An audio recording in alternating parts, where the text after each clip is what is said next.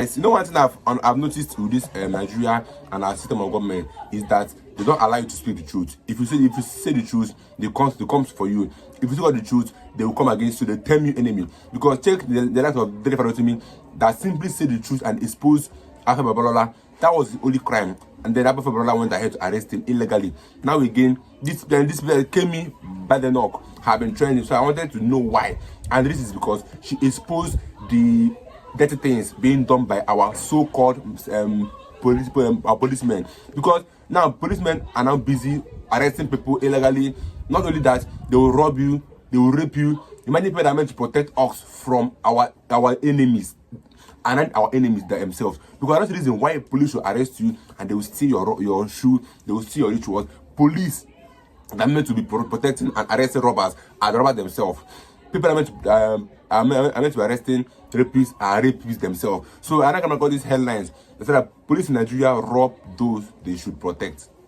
Kemi Badenoch. And that one said another police officers are armed robbers, licensed to extort citizens with guns. The same Kemi Badenoch. And then another person said that Nigeria is a very poor country. Police steal from the citizens, stole my brother's shoe and wristwatch.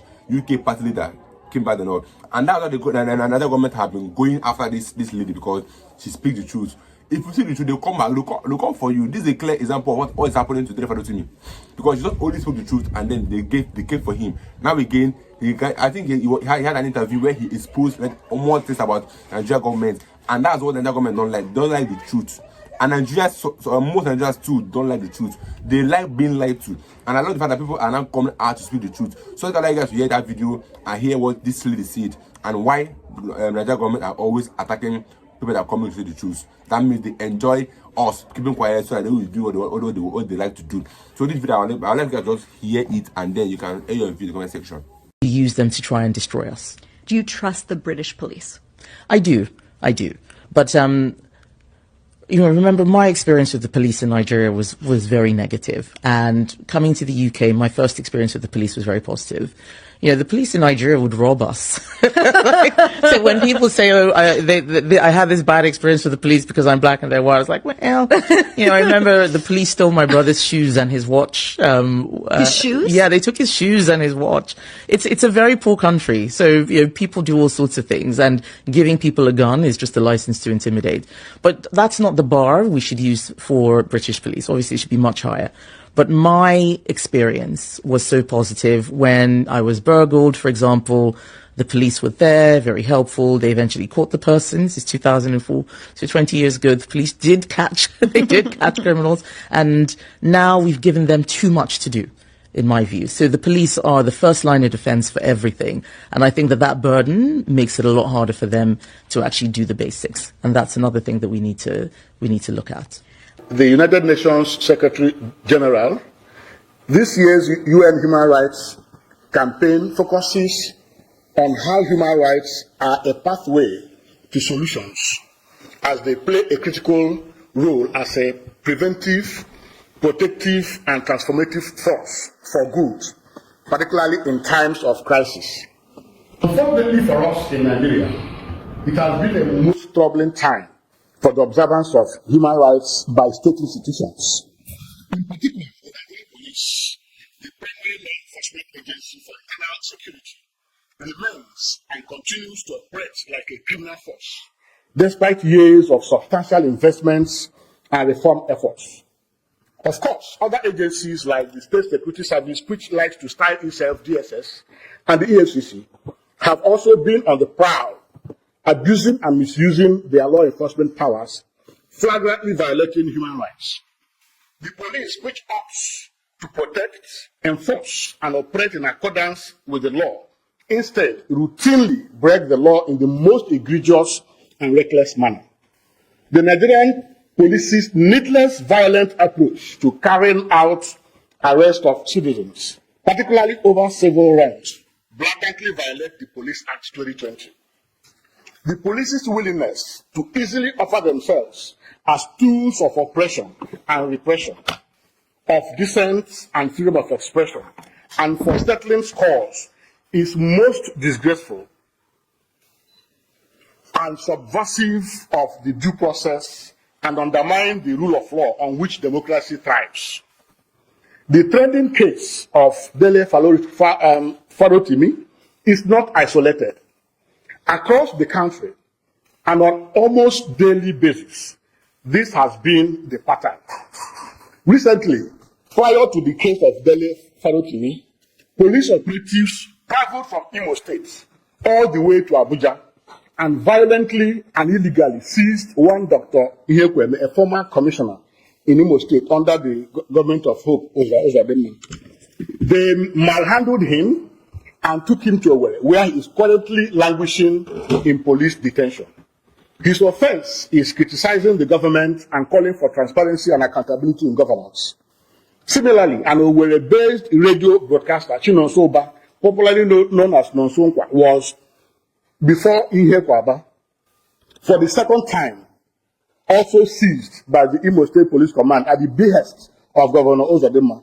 He has also remained in pre-trial custody at the Owerri Correctional Center following his similar abduction-style arrest for his critical stance on the performance and governance style of the governor of Imo State. These predatory and irresponsible policing tactics not only violate the due process and human rights of the victims, but also further deepen the negative public perception and destroy the legitimacy of the Nigeria police. Something urgently needs to give to address persistent police violence in Nigeria after NSAS in October 2020. On this occasion of the Human Rights Day 2014, RELAC calls on the Inspector General of Police to order an end to the unprofessional, irresponsible, and abusive approaches of the police and to order the immediate release of Dele Farotimi from illegal detention in the Ekiti Correctional Center and Dr. Ihekweme and Nonsonkwa in Imo State, as well as others suffering similar oppression and persecution on account of their exercising their democratic rights to freedom of expression. This press conference is necessitated by the urgent need to respond to egregious developments with regards to police conduct and practices and impunity for abuses and corruption. There is the urgent need for efforts to enhance police governance and deepen understanding of the Police Act 2020 and regulations across Nigeria to address critical gaps in the understanding and application of the Police Act and accompanying regulation within the Nigerian police force. The principles of the Police Act 2020 should not only be understood by both police and individuals, but should also be integrated into daily policing practices, thereby promoting a culture of lawfulness and respect for human rights within the Nigerian police. Now, let me take you to history. Far back in 2006, the Network of Police Reform in Nigeria, with support from some development partners, conducted extensive research on police abuses throughout Nigeria. I was part of that research. That effort sought to shine a light on the pervasive issues of police violence, torture, abuse, and extrajudicial killings by the police, with a view to breaking the cycle of silence and impunity.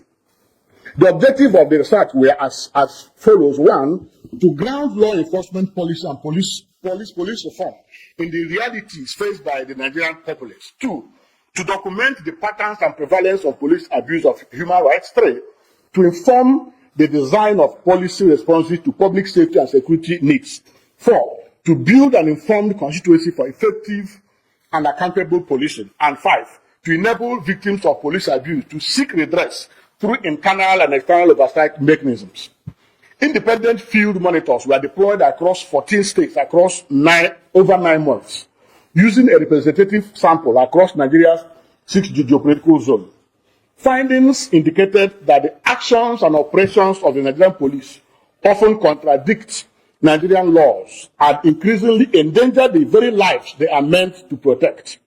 Specifically, the key findings of that research were that the Nigerian police force increasingly operates as a criminal entity, serving political and financial interests rather than the public. Two, police officers often act with impunity, emboldened by a complete lack of accountability. Three, police are instruments of political repression used by influential individuals to settle scores and harass perceived adversaries. That human rights violations are systematically ignored or poorly investigated, with accountability measures rarely enacted. The research culminated in the publication of a book called Criminal Force: Torture, Abuse and Extrajudicial Killing by the... I'm sure some of you would have seen that report. And that report called for urgent measures from various stakeholders, including the President, federal and state governments, the Police Service Commission, and Nigeria's international partners. Today, 18 years later, there appears to be no major shift from the situation and findings from that research. The result of 18 years ago, there appears to be no shift. From the NSAS protests to the allegations of organ harvesting by some operatives in Anambra State, for which the Inspector General of Police, in response to public outrage, set up an investigation which remains inconclusive till today, to the case of a senior officer who was indicted in the United States for fraud, and which led the United States to request for his extradition to answer to charges, to the recent cases that we have been witnessing, as outlined above. Police dabbling into civil disputes in contravention of the Police Act and offering themselves as tools for repression of expression, freedom of expression and political dissent, and for settling scores, among other predatory and discreditable behavior. It is not in doubt that human rights is in retreat in Nigeria, despite our claims to being a democracy. The Nigerian Police Act, signed into law in September 2020, aimed to transition the police from a colonial and oppressive force to a democratic, community-centered entity. However, the recent NSAS protests illustrated the public's frustration with persistent police violence and impunity. Despite the enactment of the Police Act, the subsidiary police regulations remain outdated and contradictory, stalling meaningful reform. Stakeholders have put forth efforts to revise the police regulation, yet they are awaiting gazetting by the Federal Ministry of Justice, further obstructing progress.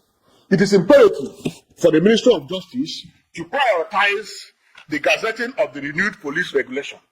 This action is crucial for establishing a new legal framework that facilitates substantial police reform, promotes accountability, and enhances public trust in law enforcement. It is time for the government to commit to real change and address the systemic issues within the Nigerian police. Please, but high time we start saying the truth. It's high time everybody starts saying the truth, no matter what. Because for this lady to come up and say the truth, that means she got a moral from somewhere. Because in this country, if you speak anyhow, they come for you. And why they've not even buy Nnamdi Kanu is because of Biafra.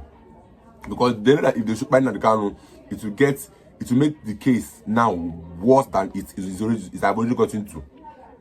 Because by Nnamdi Kanu is like bringing up the whole Biafra agitators to come and fight. That means they're declaring war on Nigeria and Biafra, which I don't think they want, because Biafra has backings even with foreigners, like backings in Israel and other places. Even US have backings for Biafra. So they know that if they should do anything stupid or anything that will warrant crime or warrant war, they will hear it more. So I think that's why Nnamdi Kanu is still alive. If not, they would have tried to fight Nnamdi Kanu a long time ago. This is Nigeria for you, where they mistakenly shoot people, and then instead of taking the blame, they will blame the victim that was fired, and they will tell them IPB, ESN, or tell them escapees. Because I said one that they mistakenly shot people during the flood in Maiduguri, and then they shot 100%, and then they don't tell them that they're escapees. So they cannot more take up their actions. That's Nigeria for you, and that's the level we are going to accept into. We are in a mess, total mess in this country called Nigeria. So I'll see you guys in my next video in the comment section. Don't forget to subscribe if you're new here. Share to your friends to do this. I'll see you guys in my next video. Stay tuned, guys.